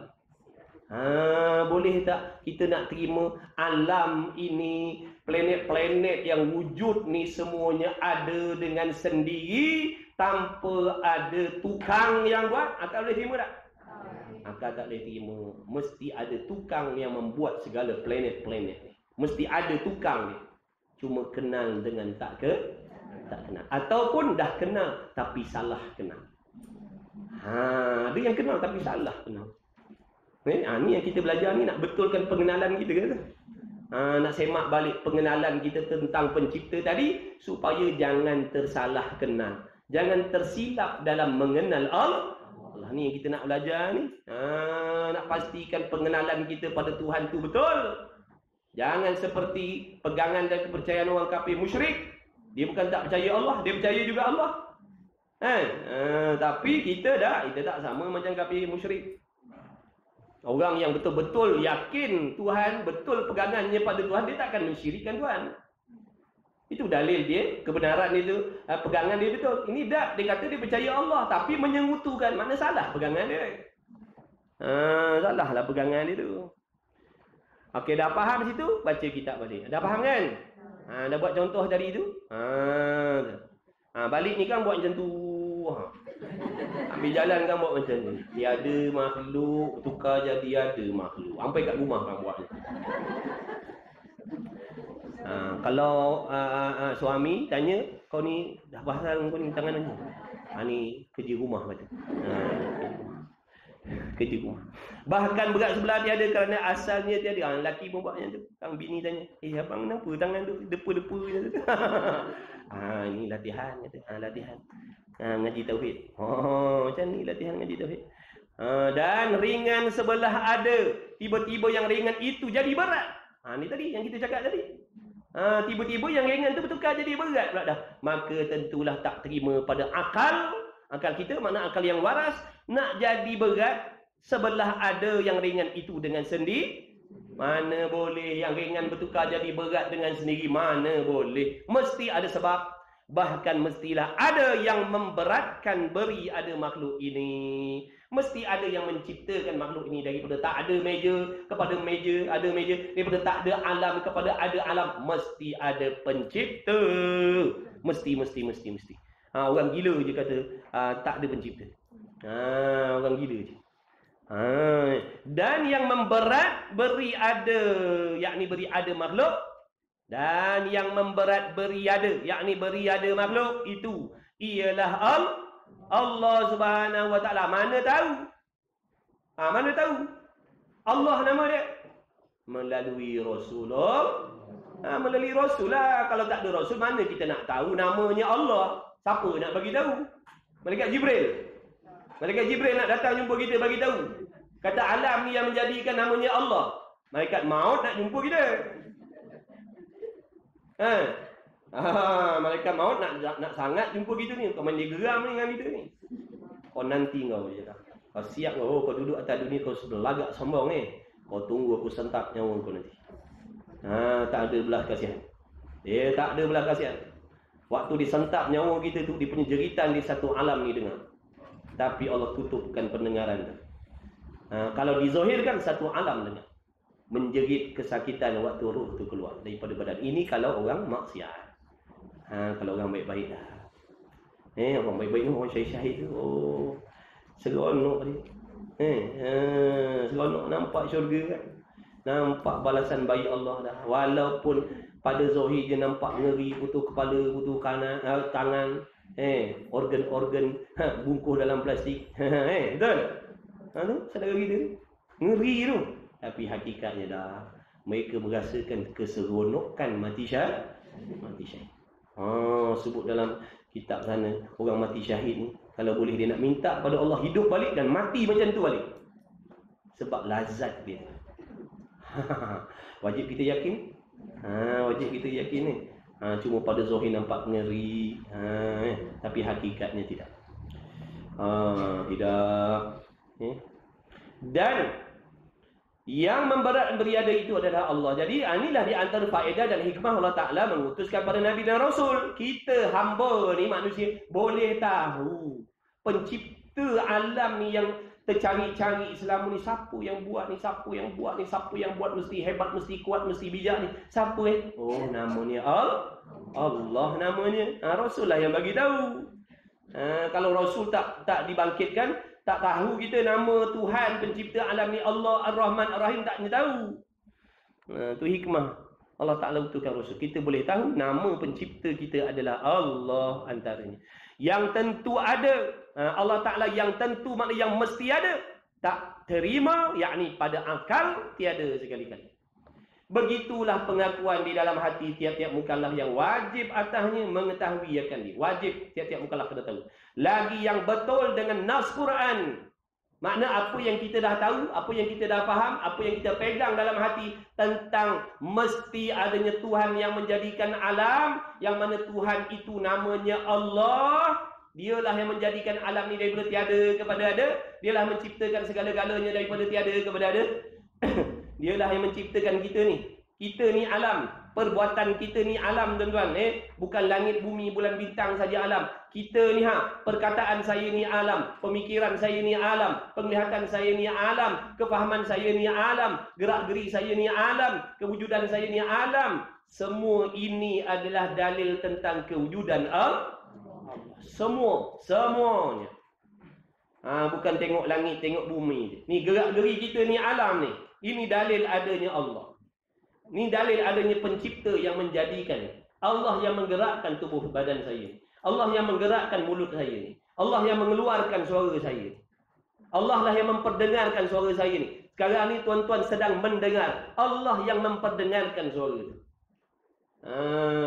Jadi Allah semuanya af'alullah, perbuatan Allah. Itulah dalil. Bukan langit bumi je. Bukan langit bumi. Dalilnya ada pada diri kita sendiri. Tapi benda dah dekat sangat ni tak boleh nampak lah. Betul? Cuba ambil tangan letak dekat mata kita. Nampak? Nampak dapat tangan kita? Letak serapat-rapatnya. Begitulah. Sebab kita tak nampak Allah tu kan. Sebab dalilnya terlalu hampir, iaitu diri kita sebab tu orang nak pergi mana? Pergi melancong lah. Nak tengok apa? Tengok keindahan alam. Jadi boleh nampak kehebatan Allah. Nak kena keluar modal jauh ni. Padahal nak melihat kewujudan Allah, dalil-dalil keesaan Allah, kekuasaan Allah ada pada diri tak payah modal. Tak payah modal, tapi dah kita jenis rabun dekat. Rabun dekat. Rabun dekat ni, nak tengok yang jauh-jauh baru nampak. Tengok gunung. Subhanallah. Maha bijaknya Allah, maha kuasanya Allah yang menjadikan pemandangan ni. Bukan main lawa lagi. Betul dah tu. Tapi lambatlah. Nak kena keluar modal. Naikkan terbang. Lambat. Padahal dalil tentang kekuasaan, kesempurnaan Allah tu ada pada diri kita Ni akal ni boleh waras ni, boleh fikir, boleh faham ni. Inilah dalil adanya Allah yang menjadikan ni. Nak ajar hati kita supaya sentiasa ingat Tuhan begitu. Jangan ingat Allah jadikan kita, lepas tu Allah lepaskan kita, pandai-pandai kita nak bergerak, nak bercakap, nak kelip mata, nak tarik nafas, nak buang nafas, nak bangun, nak berguling, nak meniarap. Bukan. Itu fahaman Mu'tazilah Qadariyah tu. Tu Mu'tazilah Qadariyah. Mu'tazilah Qadariyah kata, bila Allah dah jadikan kita, dah bekalkan segala sifat-sifat, tu Allah lepaskan kita. Pandai-pandai kita nak buat apa pun. Allah tak ada takbir dah, tak ada kena-mengena dah dengan Allah. Itu Mu'tazilah Qadariyah. Kita dah segala gerak geri kita, sengaja tidak, zahir batin, akal kita, ilmu kita, kefahaman kita, penglihatan kita, pendengaran kita, bercakap kita, semuanya adalah tadbiran Allah yang mentadbir. Allah yang mentadbir. Habislah. Begitulah pengakuan dalam hati tiap-tiap mukallaf yang wajib atasnya mengetahui akan dia. Lagi yang betul dengan nas Quran dan hadis yang menunjuk keduanya Quran dan hadis dengan ada Allah Subhanahu taala seperti firman Allah Taala. Bawa lagi dalil. Ni dalil lagi ni. Allahul ladzi khalaqas samawati wal arda wa ma bainahuma. Bermula Allah Taala lah yang menjadi, yang menciptakan ia Allah akan beberapa langit dan bumi dan barang yang di antara keduanya. Maka dengan firman itu nyatalah pada kita bahawasanya Allah Ta'ala telah mengaku ia Allah dengan adanya Allah di dalam Al-Quran. Makna di mana Allah Ta'ala buat pengakuan tu? Dalam Quran. Bukan Allah Ta'ala mengaku adanya Allah dalam Quran. Bukan kita faham adanya Tuhan dalam Quran pula dah. Allah duduk dalam Quran pula dah. Apa baik yang tidur nak habis dah ni, nak balik dah. Kan percaya ni di antara nyata dengan tidak ni. Di antara alam nyata dan alam sebalik mata, jangan main dia boleh salah faham tu. Kan kita cakap benda lain, dia sampai kat orang benda lain. Tu. Jadi nyatalah bahawasanya Allah Taala telah mengaku ia. Allah membuat pengakuan. Dengan apa pengakuan Allah? Dengan adanya Allah. Allah mengaku yang dia tu ada. Mana tempat Allah buat pengakuan tu? Di dalam bukan Allah mengaku dia dalam Quran. Bukan boleh kira ni. Beli buku baca sendiri. Orang faham kot lain, kita faham kot lain. Orang suruh beli kitab mengaji, ngadat guru. Dia beli kitab baca sendiri. Orang faham ke kanan, dia faham ke kiri. Orang pakai slipper, dia bimbit slipper. Orang beli slipper pakai, dia beli slipper jenjeng. Dah beli buku baca sendiri. Rosak akal. Dan kita pula kena mengaku di dalam hati dengan ada Allah Ta'ala yang membetuli dengan pengakuan Tuhan di dalam Al-Quran itu. Jadi Allah dah buat pengakuan dalam Quran, kita wajib membuat pengakuan dalam hati. Pastikan pengakuan dalam hati kita ni seiring, selaras, selari dengan pengakuan dalam Quran. Kalau bercanggah, dalam Quran kata lain, dalam hati kita i'tiqad lain, maka tidak beriman walaupun cukup solat 5 waktu, pergi haji, pergi umrah. Itulah dikatakan orang yang beriman dengan Allah Ta'ala. Wallahu a'lam. Habis dah lah. Oh, habislah lama kuliah kita hari ni. 9:30, 2 jam. Minggu depan boleh cuti lah. Potong. Ganti yang ni dah kodok sekali. Boleh? Ada kelas Saya kata boleh jadi. Saya bukan kata cuti. Dia pantang dengar tu. Saya kata insyaAllah minggu depan barangkali cuti lah. Barangkali kot insyaAllah boleh jadi cuti. Dia terus bagi tahu minggu depan cuti kata dia. Tengok langsung perangai. Lepas tu kita datang mana dia? Mana orang ni? Kata hari tu ustaz kata cuti. Bila pula kita kata cuti? Orang kata barangkali. Mungkin kan akan datang. Boleh jadi berlaku, boleh jadi tak berlaku. Tapi insyaAllah ada kelas insyaAllah. Macam biasa. Budak menangis tu. Dah. Cukup-cukuplah insyaAllah. Mudah-mudahan Allah Ta'ala memberi manfaat kepada kita semua insyaAllah. Dipanjangkan umur semuanya, dimurahkan rezeki semuanya yang halal lagi berkah. Mudah-mudahan Allah Ta'ala memberikan kepada kita ilmu yang bermanfaat, beri taufik untuk beramal dengan segala ilmu. Mudah-mudahan Allah Ta'ala kurniakan kepada kita hati yang bersih, yang cantik, yang indah, yang wangi, yang suci daripada penyakit yang busuk, yang menjadi asbab Allah benci kepada kita sebenci-bencinya. Walaupun kuat mengaji, walaupun kuat semayang, mudah-mudahan Allah bersihkan hati kita insya-Allah. Diberi kesihatan, keafiatan, murah rezeki. Mudah-mudahan Allah Ta'ala beri kesabaran kepada diri kita ni menghadapi pelbagai halangan, dugaan, cabaran hidup. Bersangka baik dengan Allah selalu insya-Allah. Dan yang sedang diuji oleh Allah dengan sakit dan sebagainya, masalah, mudah-mudahan dipermudahkan oleh Allah SWT, ditunjukkan jalan-jalan kelepasan dan jalan keluarnya insya-Allah. Mudah-mudahan Allah Ta'ala memberi kemenangan dengan berkat majlis ilmu kita pada pagi ini. Kita doa mudah-mudahan Allah Ta'ala dengan keberkahan majlis ilmu dan kemuliaan junjungan besar Nabi kita Muhammad sallallahu alaihi wasallam, dengan kemuliaan agama kita di sisi Allah, mudah-mudahan Allah Ta'ala memberi kemenangan kepada sekalian umat Islam yang sedang dizolimi oleh orang kafir harbi, khususnya di Palestin, di Syria dan sebagainya. Mudah-mudahan Allah Ta'ala memberi kemenangan, memberi pertolongan dan menghancurkan sekalian musuh-musuh Islam. Amin ya rabbal alamin. Insya-Allah. Bismillahirrahmanirrahim. Alhamdulillahirabbil alamin. Wassalatu wassalamu ala Rasulillah wa ala alihi. Allahumma rabbana fa'na bima 'allamtana, rabbana 'allimna alladhi yanfa'una, rabbana faqih ahlana wa qarabatin lana fi dinina ma'a kutubil mutabarakat sallallahu alaihi wasallam Muhammad wa ala alihi wa sahbihi wa baraka wa sallam. Alhamdulillahirabbil alamin. Taqabbalallahu minni wa minkum. Inna wa minkum taqabbal ya Allah.